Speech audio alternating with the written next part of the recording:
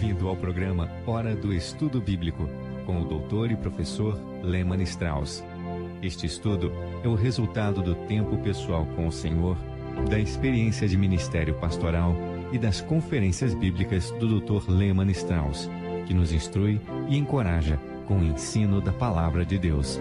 Agora com você, Hora do Estudo Bíblico, na apresentação de Aurélio Campos. Vamos continuar hoje com o nosso estudo sobre a maravilhosa graça de Deus. Nós já vimos sobre a graça salvadora, sobre a graça suficiente e sobre a graça para permanecer firme. Agora, eu quero chamar a sua atenção para um outro versículo das Escrituras. Colossenses 3, versículo 16. Eu não sei se você conhece os principais 3,16 da Bíblia, ou seja, capítulo 3, versículo 16. Certamente você conhece João 3,16, mas há outras passagens 3,16 que são muito preciosas.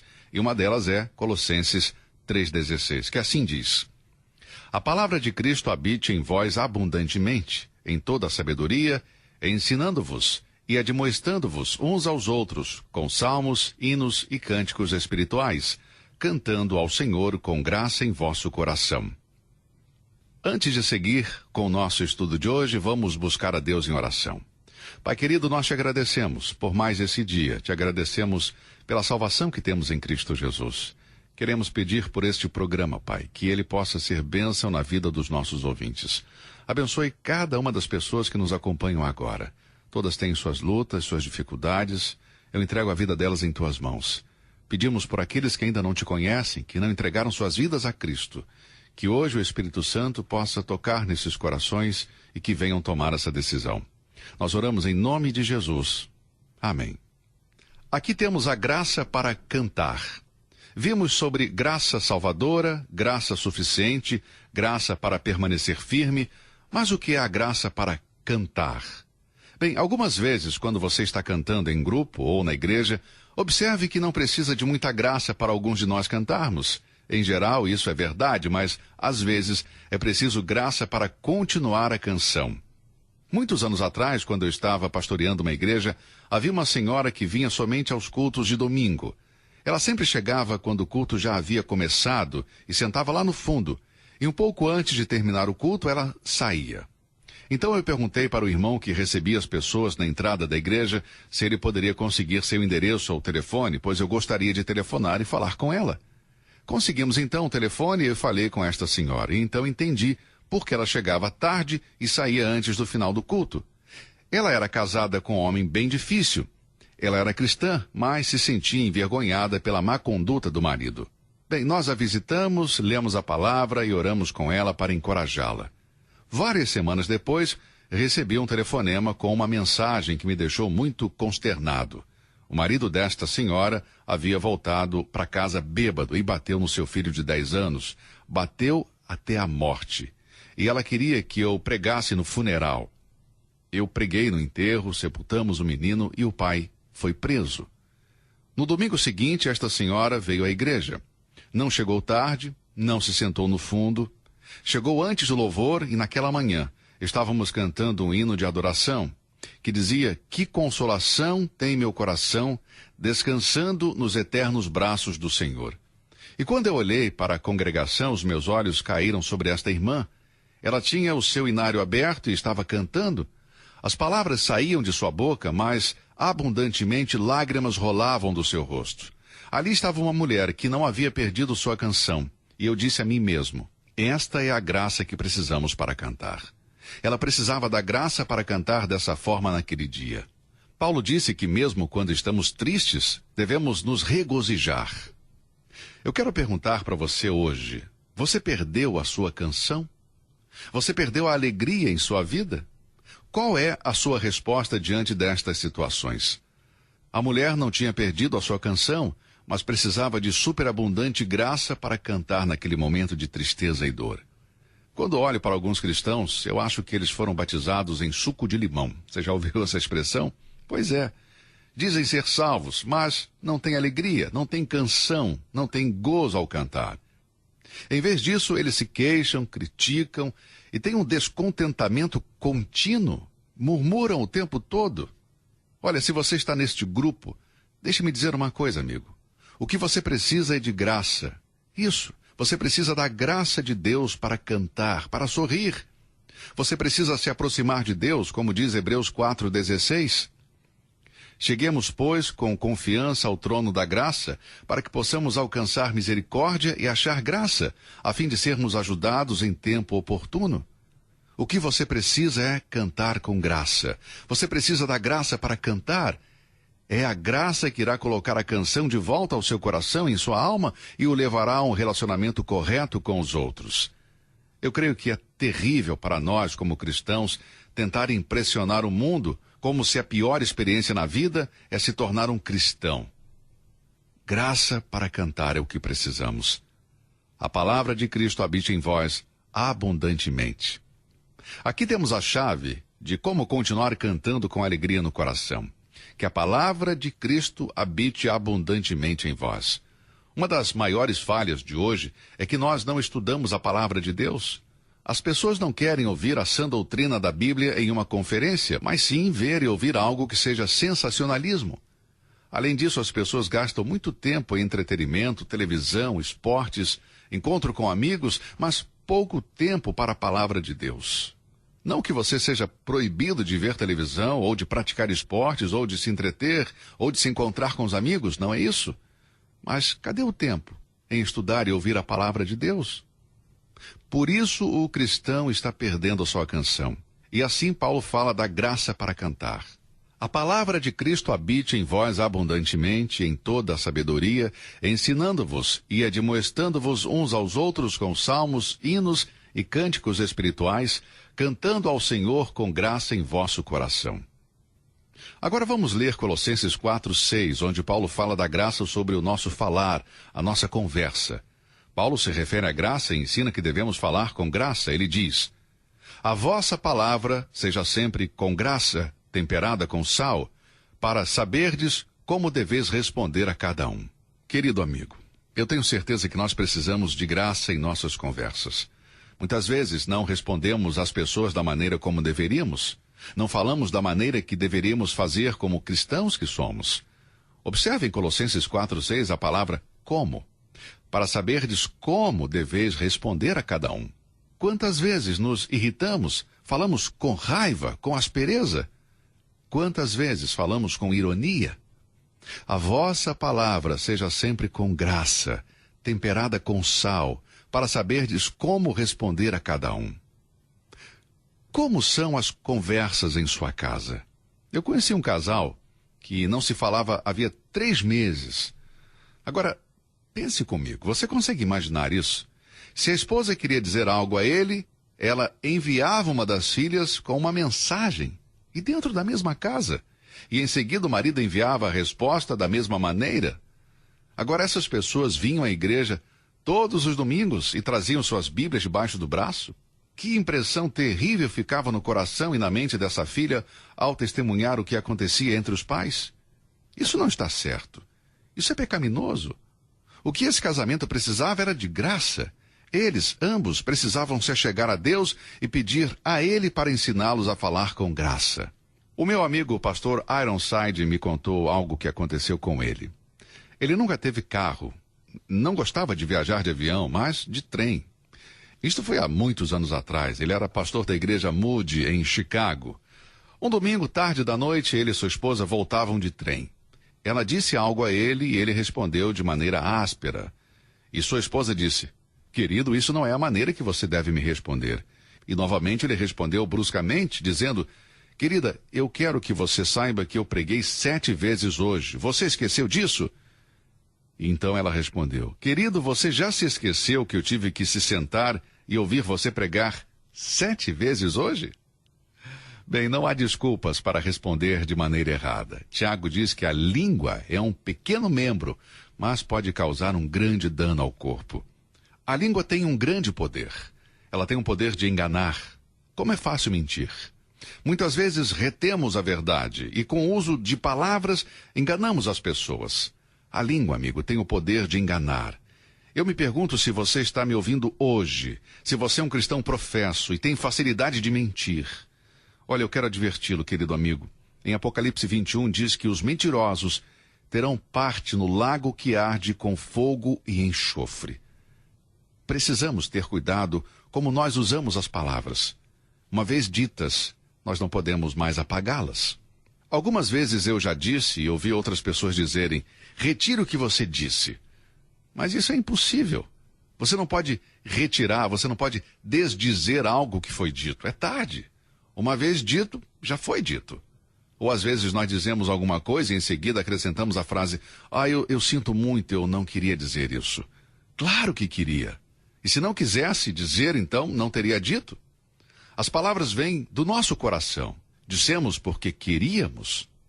Podemos nos arrepender do que falamos, mas nunca podemos apagar as palavras ditas. Precisamos, portanto, ter cuidado o que falamos e como falamos. A língua não apenas tem o poder para enganar, mas também para destruir. Pense nos testemunhos que foram destruídos porque as pessoas falaram que não deveriam. Eu estou falando para os cristãos agora. Não espere nada do incrédulo, mas espere a verdade dos filhos de Deus. Nós esperamos que eles falem amavelmente, que falem somente o que é necessário. Nem tudo o que dizemos é realmente necessário, mesmo sendo verdade. Creio que nós nos arrependemos mais pelas palavras que dizemos do que as que não dizemos. Vamos pensar antes de falar. Alguém disse que a maioria dos cristãos pode colocar a língua em movimento antes do cérebro começar a funcionar. Nós falamos antes de pensar sobre o que vamos dizer, e certamente nos arrependemos de muitas coisas que dizemos, mas é evidente que não estamos controlados pela graça de Deus. Eu quero dizer a graça para falar. Você, marido que me ouve agora, fale com sua esposa como um cristão. Você, esposa, fale com seu marido como convém. Pais, vocês devem falar com amor e graça com seus filhos. Você, filho, fale com seus pais como convém um filho de Deus falar. A vossa palavra seja sempre com graça, temperada com sal, para que saibais como responder a cada um. A língua tem o poder para enganar, para destruir. Eu já tive a experiência de ver a obra de um filho de Deus quase destruída, por causa de palavras incorretas faladas contra ele. Amigo, precisamos da graça. Lembro-me de alguns anos atrás, um querido amigo, um ministro da palavra de Deus, ele foi convidado para uma conferência bíblica junto comigo. O diretor da conferência me chamou para dizer que estava suspendendo o convite deste irmão porque ele tinha ouvido um boato sobre algo ruim que esse irmão tinha feito. E então eu perguntei: você tem certeza do que lhe disseram? Ele disse que não tinha certeza, mas que ele tinha escutado de uma boa fonte. Então eu disse: como você pode ter certeza apenas por ter escutado isto? Eu não acredito que ele realmente tenha feito isto. Agora, se ele fez ou não, eu também quero saber. Eu disse que tínhamos a obrigação de investigar o assunto antes de cancelar o convite. Eu dei algumas sugestões e ele as seguiu. Descobrimos que a acusação contra aquele homem querido de Deus era absolutamente infundada e mentirosa. Algumas pessoas mais começaram uma mentira que não tinha qualquer fundamento. Assim, o diretor da conferência foi poupado da tristeza e mágoa de ter talvez acusado o irmão por algo que ele nunca havia feito e assim limitado seu trabalho no serviço ao Senhor. Ele estava muito envergonhado, mas disse que tinha aprendido uma grande lição, que nunca mais iria acreditar em algo que dissessem sobre outro cristão antes de ao menos se certificar se era verdade ou não. Portanto, amigo, devemos ter cuidado, mas muito cuidado com o que nós ouvimos, e mais cuidado ainda com o que nós falamos.